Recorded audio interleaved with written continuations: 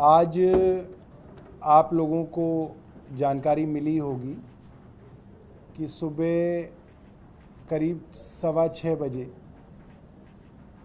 हमारे ओखला से विधायक अमानतुल्ला खान साहब के यहाँ केंद्र सरकार की ईडी छापा मारने पहुंची थी।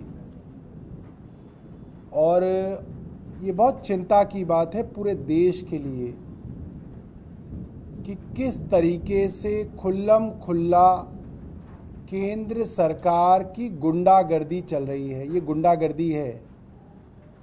एक सड़ा गला मामला वक्फ बोर्ड में भर्तियों से जुड़ा हुआ मामला,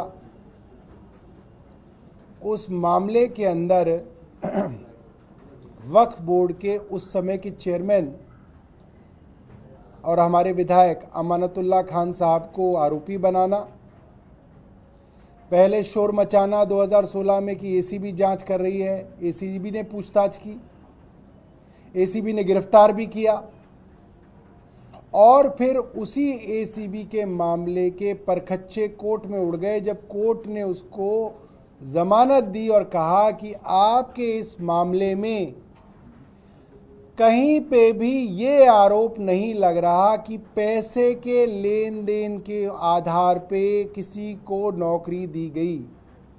भाई नौकरी के अंदर यही तो गड़बड़ी की आप बार बार आरोप लगा रहे हैं कि पैसे लेके लोगों को भर लिया गया।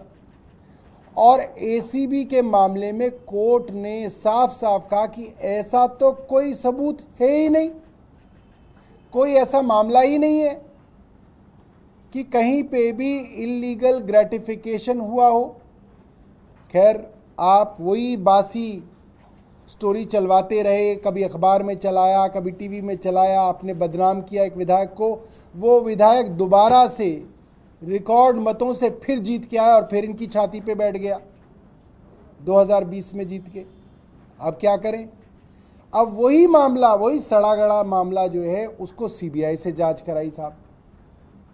सीबीआई ने भी जांच कर ली, सीबीआई ने भी चार्जशीट दे दी, पूछताछ कर ली, सब कुछ कर लिया। वहां भी साफ है कि कहीं पे एक आरोप ये नहीं है कि अमानतुल्ला खान साहब ने किसी से पैसे लेके, रिश्वत लेके किसी को नौकरी दी हो। इरेगुलरिटी हो सकती है, कई भर्तियों के अंदर इरेगुलरिटी होती है। उन इरेगुलरिटी के लिए जो भी उसका सजा होती है वो मिलती है, जिसने की होगी उसको मिलेगी। मुकदमा तो चले, तय तो हो कि किसकी गलती है अगर इरेगुलरिटी है भी। अब उसी मामले में अब एक तीसरी एजेंसी आ गई, अब ईडी आ गई। ईडी भी छापा मार चुकी है, पूछताछ कर चुकी है। आपको याद होगा रात को 11 साढ़े 11 बजे तक पूछताछ चल रही थी ईडी की। मतलब ये क्या गुंडागर्दी मच गई इस देश के अंदर कि एक केंद्र सरकार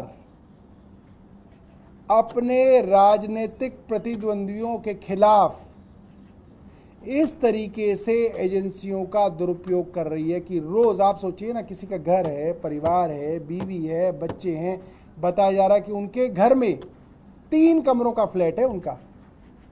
जो भी पत्रकार गए होंगे उनको मालूम है, ओखला के अंदर 3 कमरों के फ्लैट में रहते हैं। उस 3 कमरे के फ्लैट को भैया कितनी बार उसकी छानबीन करोगे और कितनी बार जांच करोगे और कितनी बार छापा मारोगे वहां पे। वहां उस 3 कमरे के फ्लैट में एक वीडियो आई है जिसमें उनकी सास वहीं लेटी हुई हैं, उनको ट्यूब लगी हुई है जिसके अंदर से जो है उनकी शरीर की जो मवाद है वो बाहर निकल रही है। 2 दिन पहले ऑपरेशन हुआ है, कैंसर से पीड़ित है, और आप जो है उनके घर पे जो है फिर से छापा मारने पहुंच गए। मतलब ये तो घटिया राजनीति से भी घटियापन है। और शर्म नहीं आती है भारतीय जनता पार्टी को? इनको कितनी बार तो कोर्ट ने लताड़ दिया। देश की सबसे बड़ी अदालत सुप्रीम कोर्ट बार बार हर मामले में कह रही है। मनीष सिसोदिया जी को बेल दी तब बोला, अरविंद केजरीवाल जी को जब नीचे बेल मिली तो ट्रायल कोर्ट ने बोला। अभी 2 दिन पहले दोबारा से जब के कविता जी को बेल मिली सुप्रीम कोर्ट से, उन्होंने भी बोला कि भाई ये क्या मजाक बना रखा है आपने केंद्र शासित एजेंसियों को, कि वो कोई कानून नहीं है उनके लिए। मतलब पिक एंड चूज हो रहा है साफ तौर पे। आपका आरोप है इन इन इन लोगों ने जो है 100 करोड़ रुपए दिए, उसमें से एक को ले लिया, दूसरे को छोड़ दिया, तीसरे को गवाह बना लिया, चौथे को जमानत दे दी, पांचवें को अप्रूवर बना लिया। अरे क्या ये क्या हो रहा है? ऐसे इन्वेस्टिगेशन होती है? किसी को आप गवाह बना रहे हैं, किसी को आप अप्रूवर बना रहे हैं, किसी को आप एक्यूज बना रहे हैं, किसी से आप पूछताछ ही नहीं कर रहे हैं, किसी से आप इलेक्टोरल बॉन्ड में 55 करोड़ रुपए ले लिए, उसकी कोई जिम्मेदारी नहीं है, उसकी कोई जवाबदेही नहीं है। भाई तुमने क्यों लिया?